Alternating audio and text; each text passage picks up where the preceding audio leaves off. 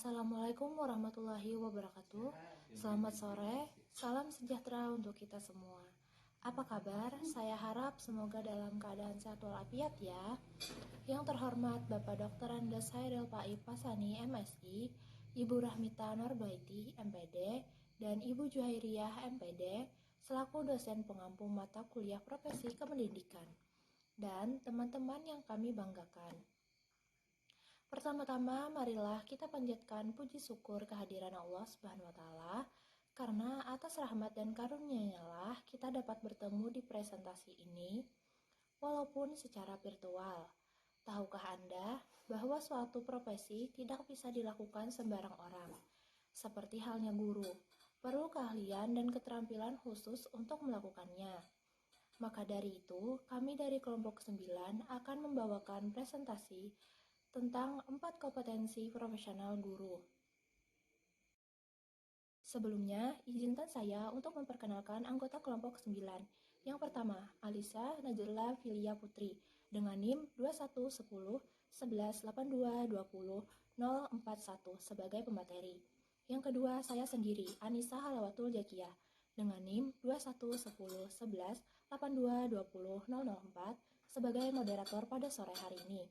Yang ketiga, Aulaya Dwi Kurniawati dengan NIM 211011832009 sebagai pemateri. Yang keempat, Mutiara Kartika Oktaviani dengan NIM 211011822030 sebagai pemateri. Yang kelima, Nindi Destiana Yulianti dengan NIM 211011822036 sebagai pemateri. Yang keenam, Rasiska Tita Marvelia dengan NIM 211011822038 sebagai pemateri. Yang ketujuh, Feni Damayanti Toni Putri dengan NIM 211011822037 sebagai pemateri. Yang kedelapan, Widya Ruswindra dengan NIM 211011821033 sebagai pemateri. Baiklah, untuk menghemat waktu, materi pertama akan saya sampaikan sendiri.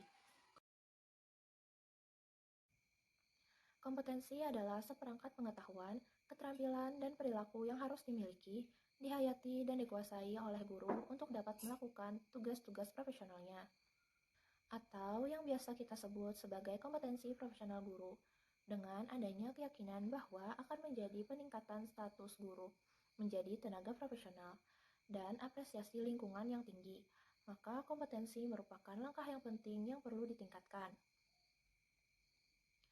Walau demikian, sebagai tenaga pendidik, kompetensi guru dan dosen berbeda. Hal ini dikarenakan kompetensi guru terfokus pada kemampuan mendidik, sedangkan kompetensi dosen mencakup kemampuan mendidik, meneliti, dan mengabdi pada masyarakat. Materi selanjutnya akan disampaikan oleh teman saya.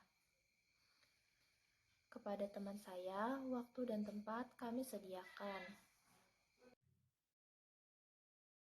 Baik, yang pertama ada kompetensi pedagogik.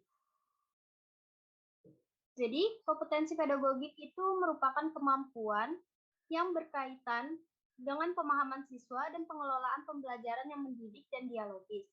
Secara substansi, kompetensi ini mencakup kemampuan pemahaman terhadap siswa, perancangan dan pelaksanaan pembelajaran, evaluasi hasil belajar, dan pengembangan siswa untuk mengaktualisasikan berbagai potensi yang dimilikinya. Dalam Standar Nasional Pendidikan menjelaskan bahwa pada pasal 28 ayat 3, butirnya itu dikemukakan bahwa kompetensi pedagogik adalah kemampuan pengelolaan pembelajaran siswa yang meliputi pemahaman pada siswa, perancangan dan pelaksanaan pembelajaran, evaluasi hasil belajar, dan pengembangan siswa untuk mengaktualisasikan berbagai potensi yang dimilikinya. Dalam Permendiknas nomor 16 tahun 2007 tentang standar pendidikan, pendidik dan kependidikan dikemukakan bahwa kompetensi pedagogik itu merupakan kemampuan guru dalam pengelolaan pembelajaran siswa yang sekurang-kurangnya meliputi hal-hal berikut. Yang pertama ada pemahaman wawasan atau landasan kependidikan. Yang kedua ada pemahaman terhadap siswa. Yang ketiga ada perancangan pembelajaran. Yang keempat ada pelaksanaan pembelajaran yang mendidik dan dialogis. Yang kelima ada pemanfaatan teknologi. Yang keenam ada pembelajaran evaluasi hasil belajar. Yang ketujuh ada pengembangan siswa. Jadi, guru itu dapat memiliki kompetensi pedagogik yang baik sehingga dapat menyusun rancangan pembelajaran dan melaksanakannya. Menurut Sagala, kompetensi pedagogik itu merupakan kemampuan dan pengelolaan peserta didik, meliputi pemahaman wawasan guru akan landasan dan filsafat kependidikan, guru memahami potensi dan keberagaman peserta didik sehingga dapat didesain strategi pelayanan belajar sesuai keunikan masing-masing peserta didik. Guru mampu mengembangkan kurikulum atau silabus baik dalam bentuk dokumen maupun implementasi dalam bentuk pengalaman belajar. Guru juga mampu menyusun rencana dan strategi pembelajaran berdasarkan strategi kompetensi dan kompetensi dasar.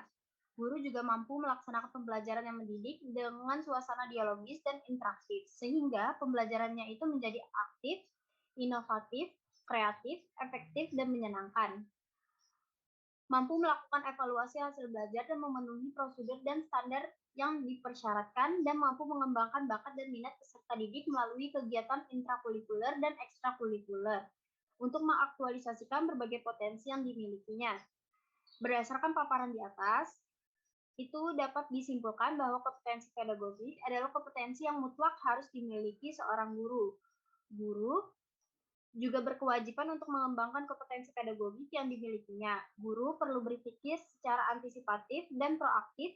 Guru secara terus-menerus belajar sebagai upaya melakukan pembaharuan atas ilmu pengetahuan yang dimilikinya.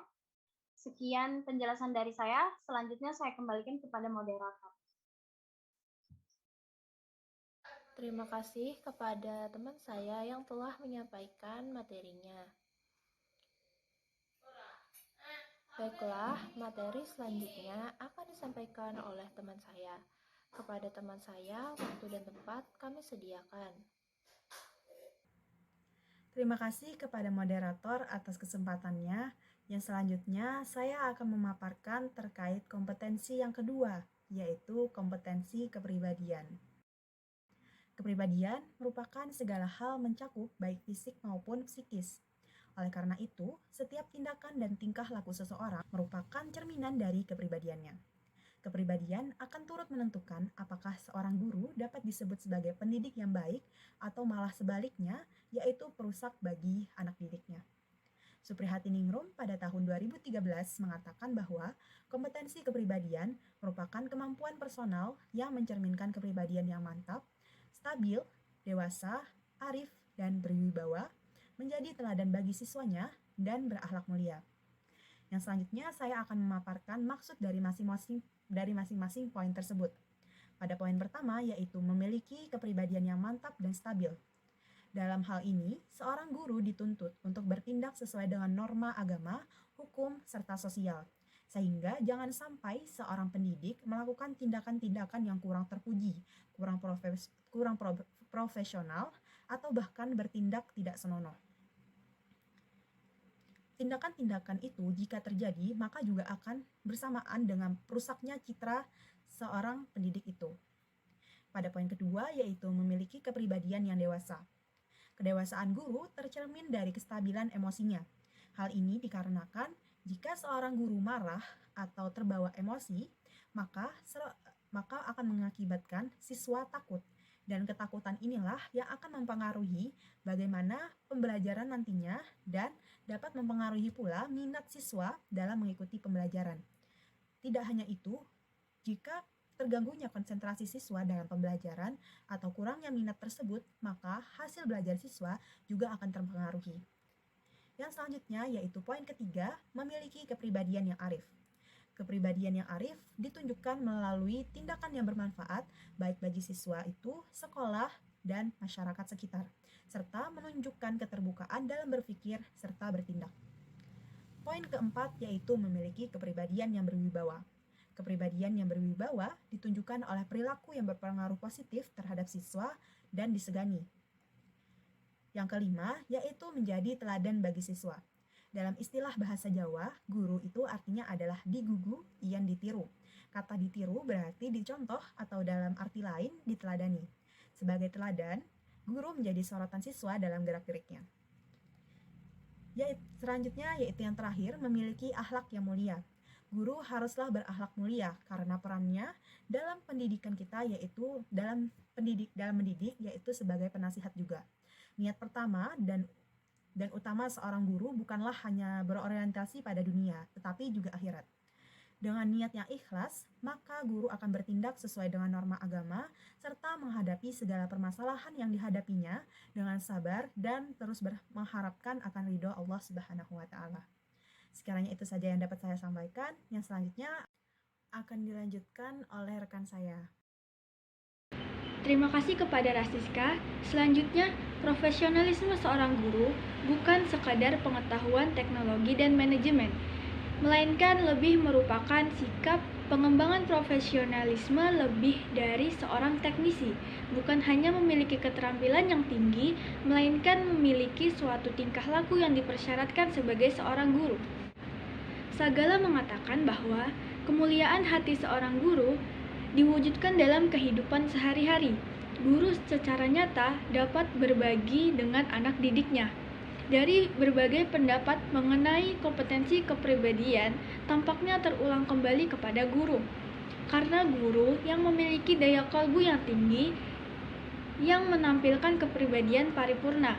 Daya kolbu terdiri dari daya spiritual, emosional, moral, rasa kasih sayang, kesopanan, toleransi, keberanian moral, kerajinan, komitmen, estetika, dan etika.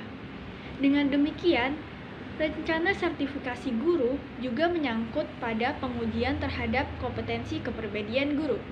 Guru yang memiliki kompetensi kepribadian yang baik akan mempengaruhi cara mengajar mereka sehingga berdampak pada peningkatan kualitas pembelajaran. Sekian dari saya kembalikan kepada moderator. Terima kasih kepada teman saya yang telah menyampaikan materinya. Materi selanjutnya akan disampaikan oleh teman saya. Kepada teman saya, waktu dan tempat kami sediakan. Terima kasih kepada moderator atas kesempatannya. Kali ini saya akan menjelaskan materi tentang kompetensi profesional. Nah, kompetensi profesional itu terdiri dari dua kata. Yang pertama itu kompetensi, dan yang kedua itu profesional.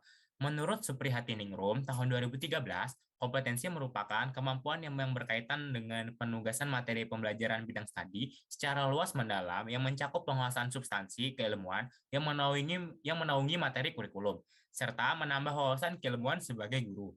Nah, lalu istilah profesional itu berasal dari kata profession atau pekerjaan, yang berarti sangat mampu melaksanakan pekerjaan.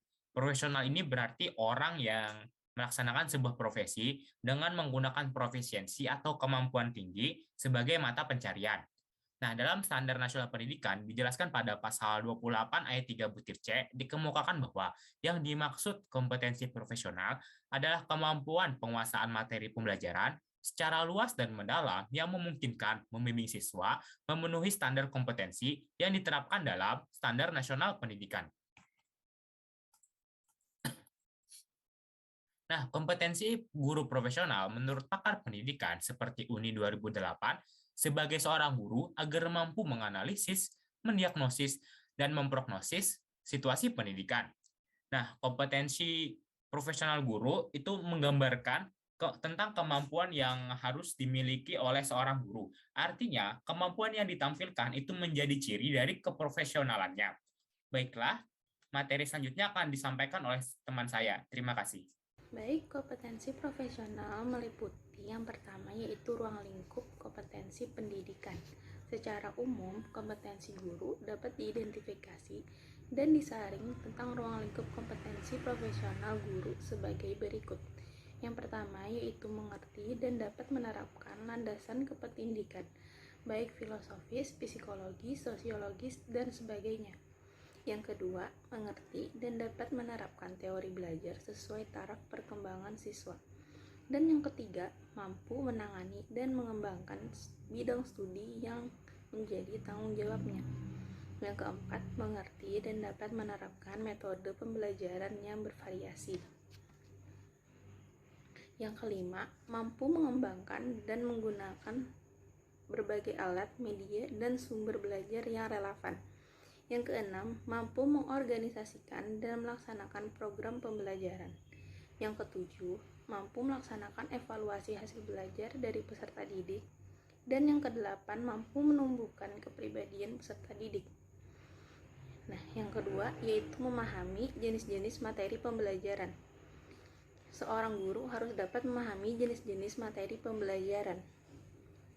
Beberapa kriteria yang harus diperhatikan dalam memilih dan menentukan materi standar yang akan diajarkan kepada siswa. Menurut Hasan sebagai berikut. Yang pertama, tingkat ketepatan materi. Yang kedua, tingkat kepentingan materi tersebut dikaitkan dengan kebutuhan dan kemampuan siswa. Dan yang ketiga, relevansi dengan tingkat kemampuan siswa, artinya tidak terlalu mudah, sulit, dan disesuaikan dengan variasi lingkungan setempat dan kebutuhan di lapangan kerja. Dan yang keempat yaitu kemenarikan, artinya materi yang diberikan hendaknya mampu memotivasi siswa. Dan yang kelima yaitu kepuasan, artinya hasil pembelajaran yang diperoleh peserta didik benar-benar bermanfaat bagi kehidupannya. Yang terakhir yaitu mengurutkan materi pembelajaran. Mengurutkan materi pembelajaran agar pembelajaran menjadi efektif. Hal ini dapat dilakukan dengan langkah sebagai berikut. Yang pertama yaitu menyusun standar kompetensi dan standar kompetensi dasar atau SKKD. Adapun ciri-ciri guru yang kompeten yaitu yang pertama, memiliki pemahaman terhadap karakteristik siswa. Yang kedua, penguasaan bidang studi. Ketiga, kemampuan menyelenggarakan pembelajaran yang mendidik. Keempat, kemampuan mengembangkan profesionalitas dan kepribadian secara berkelanjutan. Terima kasih kepada teman saya yang telah menyampaikan materinya. Baiklah, materi selanjutnya akan disampaikan oleh teman saya. Kepada teman saya, waktu dan tempat kami sediakan. Baik, terima kasih atas kesempatan yang telah diberikan. Materi terakhir yaitu tentang kompetensi sosial.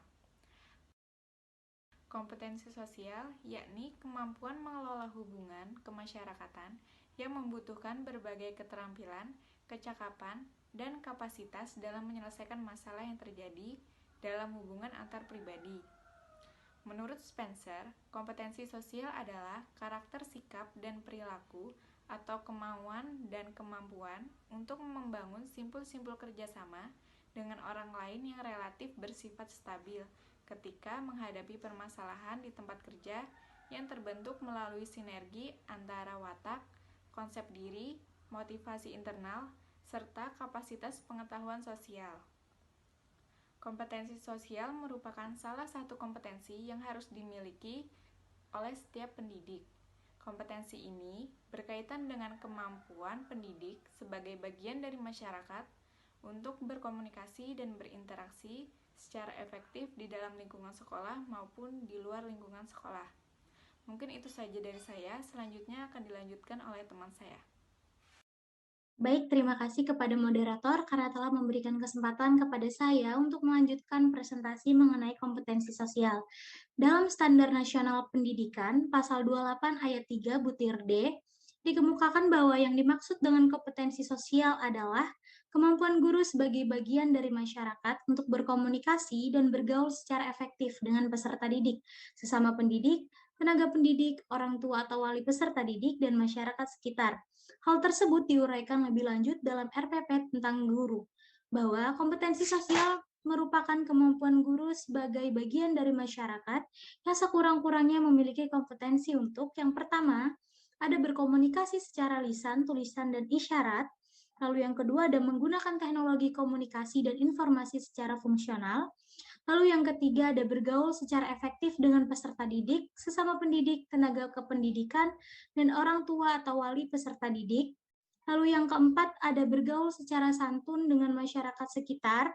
Kompetensi sosial sangat perlu dan harus dimiliki oleh seorang guru. Nah, Gulota dan kawan-kawan pada tahun 1990 mengemukakan beberapa aspek kompetensi sosial, yaitu ada kapasitas kognitif, merupakan hal yang mendasari keterampilan sosial dalam menjalin dan menjaga hubungan interpersonal interpersonal positif. Kapasitas kognitif ini meliputi harga diri yang positif, kemampuan memandang sesuatu dari sudut pandang sosial, dan keterampilan memecahkan masalah interpersonal. Lalu yang kedua, ada keseimbangan antara kebutuhan bersosialisasi dan kebutuhan privasi. Kebutuhan sosialisasi merupakan kebutuhan individu untuk terlibat dalam sebuah kelompok dan menjalin hubungan dengan orang lain, sedangkan kebutuhan privasi adalah keinginan untuk menjadi individu yang unik, berbeda, dan bebas, melakukan tindakan tanpa pengaruh orang lain. Lalu yang terakhir, ada keterampilan sosial dengan teman sebaya, merupakan kecakapan individu dalam menjalin hubungan dengan teman sebaya, sehingga tidak mengalami kesulitan dalam menyesuaikan diri dengan kelompok dan dapat terlibat dalam kegiatan kelompok. Guru merupakan makhluk sosial, kehidupan kesehariannya tidak dapat dipisahkan dari kehidupan bersosial, baik di sekolah ataupun di masyarakat. Maka dari itu, guru dituntut memiliki kompetensi sosial yang memadai. Berikut adalah hal-hal yang perlu dimiliki guru sebagai makhluk sosial. Yang pertama ada berkomunikasi dengan dan bergaul secara efektif. Agar guru dapat berkomunikasi secara efektif, terdapat 7 kompetensi sosial yang harus dimiliki. Yang pertama, memiliki pengetahuan tentang adat dan istiadat sosial dan agama. Lalu yang kedua, memiliki pengetahuan tentang budaya dan tradisi. Lalu yang ketiga, memiliki pengetahuan tentang inti demokrasi. Yang keempat, memiliki pengetahuan tentang estetika. Lalu yang kelima, memiliki apresiasi dan kesadaran sosial. Yang keenam, memiliki sikap yang benar terhadap pengetahuan dan pekerjaan. Lalu yang terakhir, ada setia terhadap harkat dan martabat manusia. Nah, namun ada juga hal-hal yang perlu dimiliki guru sebagai makhluk sosial yang kedua, yaitu harus bisa memanajemen hubungan antara sekolah dan masyarakat. Untuk memanajemen hubungan antara sekolah dan masyarakat, guru dapat menyelenggarakan program. Ditinjau dari segi proses penyelenggaraan dan jenis kegiatannya, pada proses penyelenggaraan hubungan sekolah dan masyarakat terdapat 4 komponen yang diperhatikan. Yang pertama ada perencanaan program, lalu yang kedua ada pengorganisasian, yang ketiga ada pelaksanaan, dan yang terakhir ada evaluasi. Lalu hal yang ketiga yaitu ikut berperan aktif di masyarakat. Nah, selain sebagai pendidik, guru juga berperan sebagai wakil masyarakat yang representatif. Dengan demikian, jabatan guru sekaligus sebagai jabatan kemasyarakatan. Oleh karena itu, guru mengemban tugas untuk membina masyarakat agar berpartisipasi dalam pembangunan. Dalam menjalankan tugasnya, guru perlu mengupgrade diri dengan kompetensi-kompetensi yang serupa, berupa aspek normatif, kependidikan atau beritikat baik, pertimbangan sebelum memilih jabatan guru, dan mempunyai program meningkatkan kemajuan masyarakat dan pendidikan. Lalu yang keempat, menjadi agen perubahan sosial. Agen perubahan yang mampu mendorong pemahaman dan toleransi. Tidak sekedar mencerdaskan siswa, tetapi juga mampu mengembangkan kepribadian yang utuh, berakhlak, dan berkarakter. Nah, salah satu tugas guru adalah menerjemahkan pengalaman yang telah lalu dalam kehidupan yang bermakna bagi siswa. Sebagai pendidik, guru perlu mengembangkan kecerdasan sosial siswa, yaitu seperti diskusi, bermain peran, hadap masalah, kunjungan langsung ke masyarakat, dan lingkungan sosial yang beragam. Sebab itu, bagaimanapun jika kita berproses pendidikan berlangsung, dampaknya akan dirasakan bukan saja oleh siswa itu sendiri, melainkan juga oleh masyarakat yang menerima dan memakai urusannya. Oleh karena itu, kemampuan untuk mendengar, melihat, dan memperhatikan tuntunan dan kebutuhan masyarakat sangat perlu ditingkatkan. Selain itu, kompetensi ini dapat mempengaruhi kualitas pembelajaran dan motivasi belajar siswa. Hubungan yang akrab antara guru dan siswa menyebabkan siswa tidak takut atau ragu mengungkapkan permasalahan belajarnya.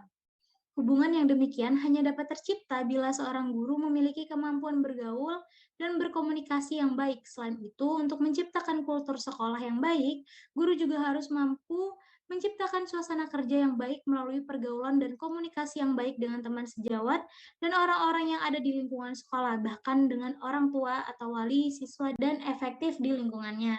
Nah, mungkin itu saja presentasi dari saya. Saya kembalikan kepada moderator. Terima kasih. Terima kasih kepada teman saya yang telah menyampaikan materinya. Baiklah, kita masuk ke dalam kesimpulan. Seperti yang kita ketahui, guru adalah tenaga profesional yang bertugas merencanakan dan melaksanakan proses pembelajaran, menilai hasil pembelajaran, melakukan bimbingan, pelatihan, dan melakukan penelitian dan pengabdian kepada masyarakat. terutama bagi pendidik pada jenjang perguruan tinggi.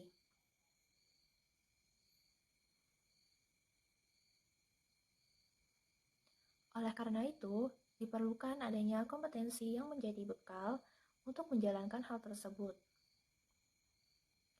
Adapun kompetensi-kompetensi yang harus dimiliki oleh seorang guru untuk mengaktualisasikan dirinya sebagai pendidik, yaitu kompetensi pedagogik, kompetensi kepribadian, kompetensi sosial, dan kompetensi profesional. Keempat, kompetensi profesional guru tidak dapat dipisahkan satu sama lain, sehingga diperlukan adanya keseimbangan atau keterlibatan di seluruh jenis kompetensinya. Dengan terus berupaya untuk meningkatkannya, tentu keempat kompetensi akan dapat dimiliki dan dapat diterapkan dengan baik. Oleh karena itu, sebagai seorang pendidik diperlukan adanya upaya peningkatan yang terencana dan matang untuk memenuhi semua jenis kompetensi profesional guru tersebut. Baik, sekian presentasi dari kelompok kami, tetapi sebelum presentasi ini saya tutup, saya ada pantun. Jalan-jalan ke kota Jambi. Tidak lupa membeli alpukat. Sekian dari kelompok kami, semoga bermanfaat. Baiklah, selanjutnya kita akan melakukan sesi diskusi yang akan dilakukan di WhatsApp Group. Kami mohon maaf atas segala kekurangannya. Terima kasih atas penyampaian materi dan perhatiannya. Wassalamualaikum warahmatullahi wabarakatuh.